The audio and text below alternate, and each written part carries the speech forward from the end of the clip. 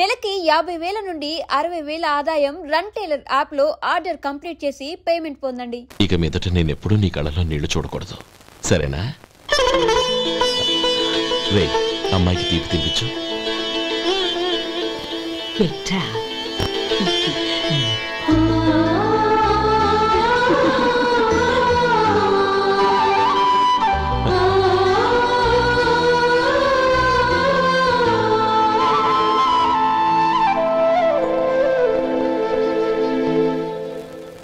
మధు, చిన్నప్పుడు నేను ఒక్కడనే కష్టపడుతున్నానని, నాకు సాయంగా ఉండాలని చదువు అవ్వలేదన్న వంకతో చదువు మానేశావు.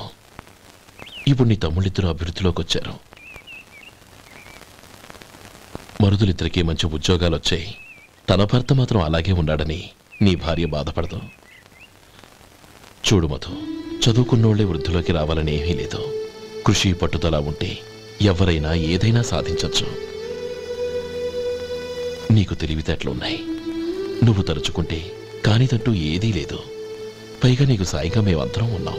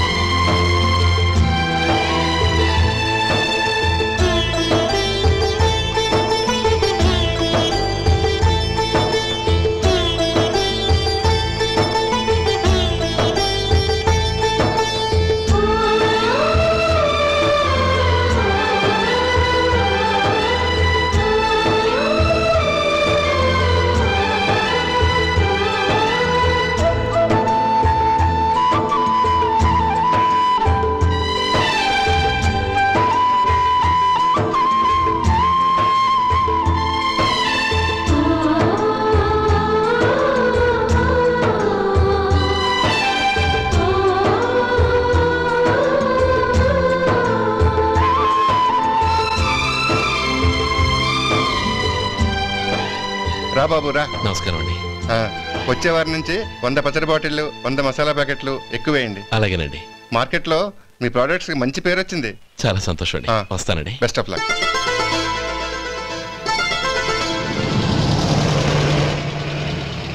ఆ బాక్స్ లోపల పెట్టవా? అలాగే సార్. ఇక మీద మీ ఆర్డర్లు సగం వేయండి, సరిపోతుంది. అదేంటండి? మీ పచ్చళ్ళు అమ్ముడుపోక చాలా స్టాక్ అలాగే ఉండిపోయింది. ఇప్పుడు అందరూ రుచి పచ్చళ్ళు, రుచి మసాలానే అడుగుతున్నారు. మా నల్లుడి గురించి తక్కువగా అంచనా వేశారు కదా, ఇప్పుడేమంటారు? ఎలాగైతేనే అతను వృద్ధిలోకి వస్తే చాలు. వాళ్ళు బాగుంటే నాకు సంతోషమేగా. ఎవడ్రా వాడు? ఇన్నాళ్ళుగా వ్యాపారం చేస్తున్నాను, నిన్నగాక మొన్న వచ్చినోడు వాడు నాకు పోటీయా? వాణ్ణి పెరగనివ్వకూడదు.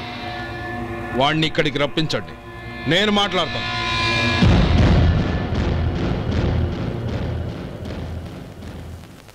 నమస్కారం అండి. రమ్మన్నారంట? నీ పచ్చళ్ళ కంపెనీ మూసేయాలి. నీకెంత కావాలి? 5 లక్షలు ఇస్తాను. చాలా? 5 లక్షలు కాదు, 50 లక్షలు ఇచ్చినా నా కంపెనీ మూయడం జరగదు. బాగా ఆలోచించుకొని చెప్పు. ఈ వ్యాపారంలో పుట్టి పెరిగినోడిని, నాతో పోటీ పడకు. నా చేతి కింద 6,000 మంది పనిచేస్తున్నారు. ఆంధ్ర మొత్తం నాకు బ్రాంచులు ఉన్నాయి. నేనే మార్కెటింగ్ చేయలేకపోతున్నాను. ఆఫ్టర్ ఆల్ ఒక కుటీర పరిశ్రమలా పెట్టుకొని నువ్వెలా మార్కెటింగ్ చేయగలవు? 6,000 మంది వర్కర్స్ని పెట్టుకుని ఆంధ్ర మొత్తం బ్రాంచీలున్న మీరే నా కంపెనీ చూసి భయపడుతున్నారంటే నా సరుకులో నాణ్యత ఉందనేగా. ఆ నాణ్యత ఉన్నంత వరకు నాకెవరూ పోటీ కాదు. ఈ ప్రపంచంలో నేను ఎక్కడైనా మార్కెట్ చేయగలను. వస్తాను.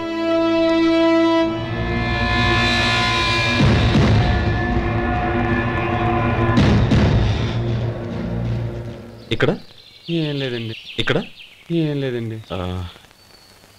ఇప్పుడు ఊపిరి పీల్చి బిగపట్టు. నెమ్మదిగా వదిలే. ఓకే లే. నెమ్మదిగా ఇలా వచ్చి కూర్చో. ఏం లేదు, మామూలు కడుపు నొప్పే. ఈ టాబ్లెట్స్ 3 రోజులు వాడు. ఎలా వాడాలో ఇందులో రాశాను. Token number 29. ఏమన్నారయ్యా? టౌన్ డాక్టర్ భయపెట్టేశాడు, ఆపరేషన్ అది ఇదని. కానీ ఈ డాక్టర్ బాబు ఏమీ లేదని చెప్పాడు. అలాగా? ఈ బాబు 10 కాలాల పాటు చల్లగా ఉండాల.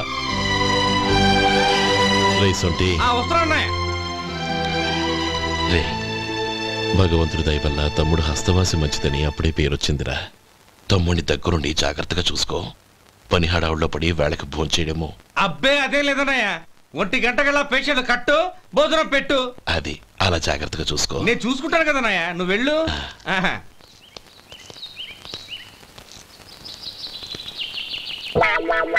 అయ్యో, ఏంటయ్యా ఉంటున్నాడా ఈ దెబ్బలు? ఏదైనా యాక్సిడెంటా? అదేం కాదండి, మరి గోరు కొరికినందుకు ఎలక్ట్రిక్ స్తంభానికి కట్టేసి ఇలా రక్తం వచ్చేలా కొట్టారండి. ఊరు కురికినందుకు ఎలక్ట్రిక్ స్తంభానికి కట్టేసి ఇంతలా కొడతారా? వాళ్ళు అసలు మనుషులా, రాక్షసులా? చాలా థ్యాంక్స్ అండి. కనీసం మీరైనా అర్థం చేసుకున్నారు. వాళ్ళు అర్థం చేసుకోలేదండి.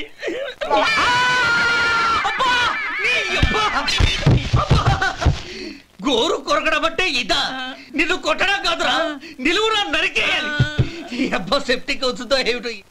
మన 2 ఊర్ల పొలిమేరలో ఉన్న ఈ మల్లికార్జున స్వామి వారి దేవాలయం జీర్ణదశలో ఉందన్న విషయం మీ అందరికీ తెలుసు.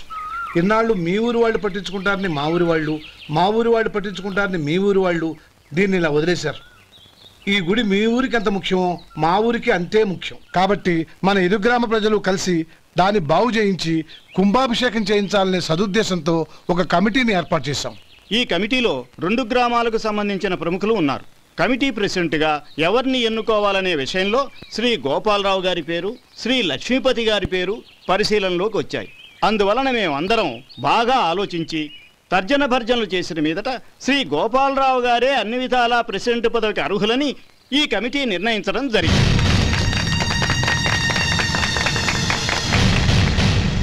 అంచేత ఈ ఉభయ గ్రామ ప్రజలు శ్రీ గోపాలరావు గారికి ఉదారంగా విరాళాలు అందజేసి ఈ శుభకార్యాన్ని జయప్రదం చేయవలసిందిగా కోరుతున్నాం.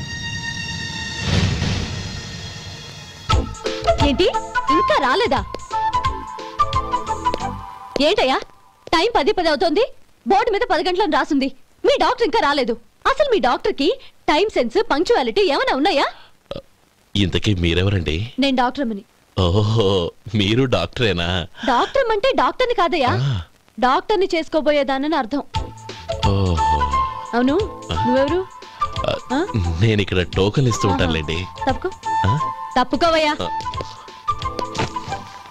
అవును, మీ డాక్టర్ కి ఎవరో అన్నయ్య ఉన్నాడంట కదా, ఎలాంటోడు? ఎలాంటోడంటే అదేనయ్యా, చాలా కోపిస్తని విన్నాను. ఎందుకని అడుగుతున్నారు? ఎందుకంటావేంటయ్యా? ఆ అన్నయ్య మాట వినగానే మీ డాక్టర్ గడగడా ఉణికిపోతాడు. అసలు డాక్టర్ చదివే తమ్ముణ్ణి అలా భయపెట్టచ్చా? తప్పు కదా? తప్పేనండి. కాని కాని నాకు మీ డాక్టర్కి పెళ్ళవని ఆ అన్నయ్య సంగతి అప్పుడు చెప్తాను. ఏం చేస్తానండి? ఏం చేస్తానా? సంవత్సరం తిరగకుండానే కవల పిల్లల్ని కని వాళ్ళ అన్నయ్య చేతిలో పెడతాను. వాళ్ళకి 5 సంవత్సరాలు వచ్చేసరికి ఆయన్ని బాగా మొట్టికెళ్ళేస్తారు. అలా నా కసి తీర్చుకుంటాను. ఈ డాక్టర్ ఎప్పుడు వస్తాడో ఏంటో. అది సర్లే కానీ నువ్వు పని చేయి. మీ డాక్టర్ రాగానే నేను వచ్చి వెళ్ళానని చెప్పు. నేను అంటే ఓ, నా పేరు చెప్పలేదు కదా, నందిని. ఏం చెప్తావు? అదేనండి, నందిని గారు వచ్చి వెళ్ళారు అని చెప్తాను. గుడ్, పైకొస్తావు.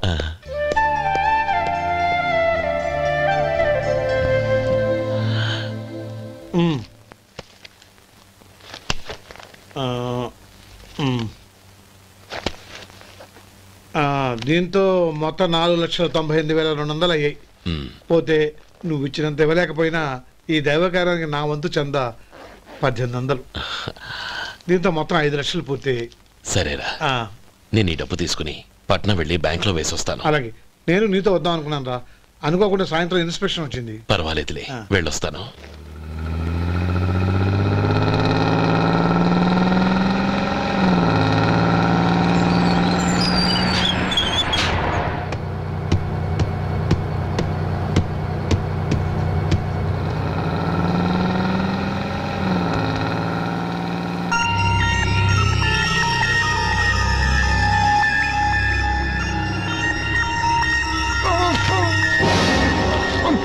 మూర్చ మూర్చ బసాపండి బసాపండి.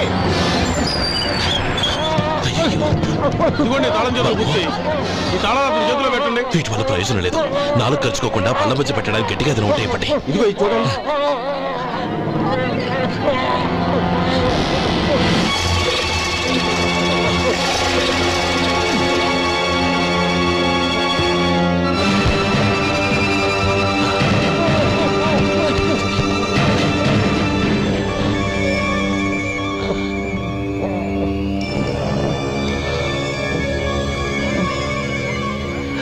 మీరు వెళ్ళి మీ సీట్లో కూర్చోండి. కొంచెం గాలాన్ని పట్టి.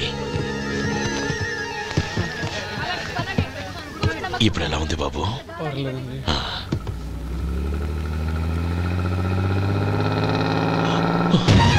అయ్యో నా బ్యాగ్, నా బ్యాగ్ ఎవరైనా చూసారా? అందులో 5 లక్షలు ఉన్నాయి. నా బ్యాగ్ వెంటనే బస్తాపండి. ఎవరిని కింద దిగవద్దు. అందరినీ చెక్ చేయండి. నా అంచనా తప్పు కాలేదు. వాడి మంచితనమే వాడిని దెబ్బకొట్టింది. మన వాళ్ళని పంపించి గుడి తాలూకు డబ్బు కొట్టేశాడని పోలీస్ కంప్లైంట్ ఇవ్వండి. ఇప్పుడు ఆ స్టేషన్లో ఎస్ఐ వాడి తమ్ముడే. వాడే వెళ్ళి వాడి అన్నయ్యని అరెస్ట్ చేసి వీధుల్లో నడిపించుకు తీసుకురావాలి. అది నేను కళ్ళారా చూడాలి, మనసారా సంతోషించాలి. అయ్యో గోపాలం గారు, గోపాలం గారు, మీరు దేవస్థానం సొమ్ము దొంగిలించారని ఎవరో పోలీస్ కంప్లైంట్ ఇచ్చారంట. మిమ్మల్ని అరెస్ట్ చేయడానికి మీ తమ్ముడు గారు వస్తున్నారు.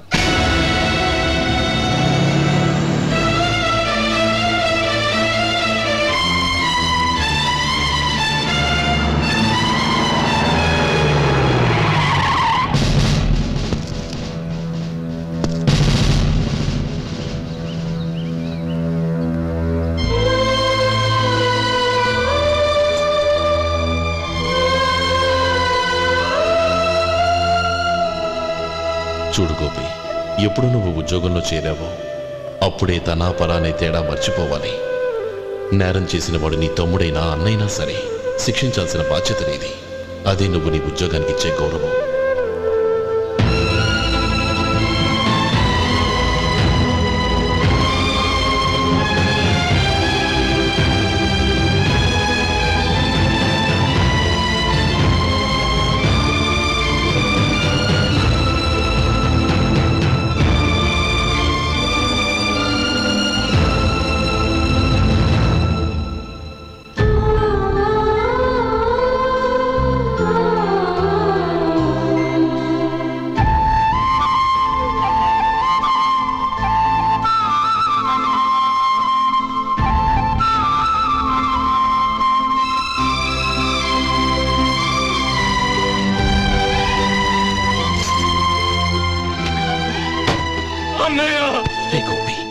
ఏమిట్రా ఇది?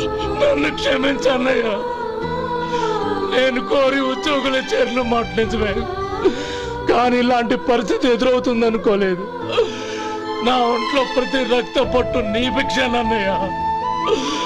నిన్ను అవమానపరిచి ఉద్యోగం నిలబెట్టుకునే బదులు నా ప్రాణాలను వదులుకుంటారు, కానీ ఈ పని మాత్రం నేను చేయలేనన్నయ్య.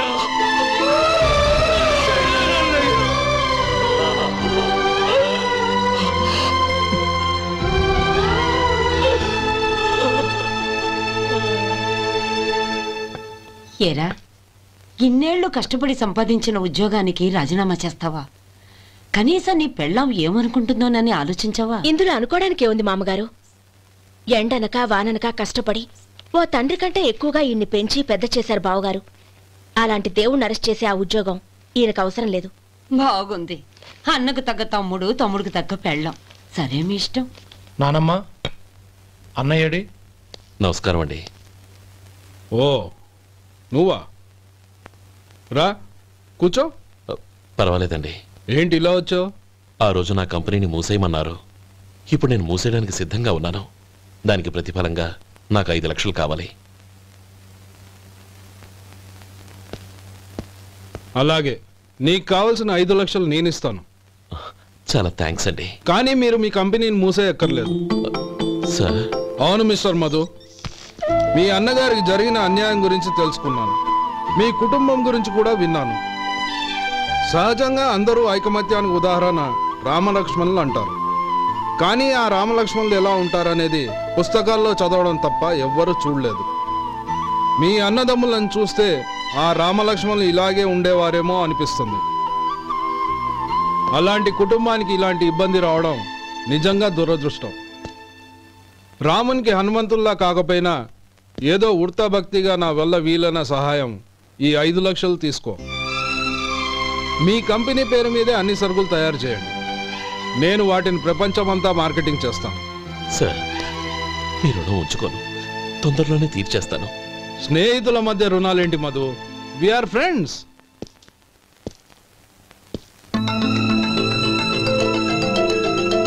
ఏంటో అక్కడ ఆగిపోయావు? రా. నువ్వు మీ అన్నయ్యని అరెస్ట్ చేయడానికి అట్టెళ్ళావు, ఆయన లొంగిపోవడానికి ఇటు వచ్చారు. అవును, యూనిఫామ్ చేత్తో పట్టుకొచ్చావేంటి? సార్, నేను రే, ఈ మాత్రం దానికే బెదిరిపోయి ఉద్యోగం వదులుకుంటావా? నువ్వు ఇలాంటివి ఎన్నో సమర్థవంతంగా ఎదుర్కోవాలి. నిన్ను నేను ఎస్పీగా చూడాలి. అది కాదన్నయ్య. ఇంకేం మాట్లాడకు. ఇన్స్పెక్టర్ గారు, నన్ను లాకప్లో పెట్టండి. ఆగండి సార్, ఆ డబ్బు ఎక్కడికి పోలేదు, నేనే తీసి జాగ్రత్త చేశాను. ఈ విషయం అన్నయ్యకి తెలియక బ్యాగులో డబ్బు కనబడకపోవడంతో అది పోయిందనుకున్నాడు. నేను పట్నం నుంచి వచ్చేసరికి జరిగిన గొడవంతా తెలిసిందే. రే మధు, జరిగిన దానికి నన్ను క్షమించనయ్యా. ఇంటికి వెళ్ళాక అన్ని వివరంగా చెప్తాను. సార్, ఇదిగోండి 5 లక్షలు. ఇది కమిటీ వాళ్ళకి అప్పగించి ఈ కేసు కొట్టేయండి సార్. భలే వాడివయ్యా, తీసినప్పుడు ఒక మాట ఆయనతో చెప్పుండొచ్చుగా. అనవసరంగా పెద్ద స్టేషన్ వరకు రప్పించావు. Sorry sir. అన్నయ్య, మీరింటికి వెళ్ళండి, నేను లెక్క అప్ప చెప్పేసి వస్తానండి. అలాగే. ఎలా దెబ్బ కొట్టాలన్నా కుదరటం లేదు. అయినా వీళ్ళకు ఉన్న పళ్ళంగా 5 లక్షలు ఎలా వచ్చాయి? అదే బావా, నాకు అర్థం కావటం లేదు. నీకు అర్థమైతే ఆశ్చర్యపడాలి కానీ అర్థం కాకపోతే ఆశ్చర్యమేముంది? Useless fellow.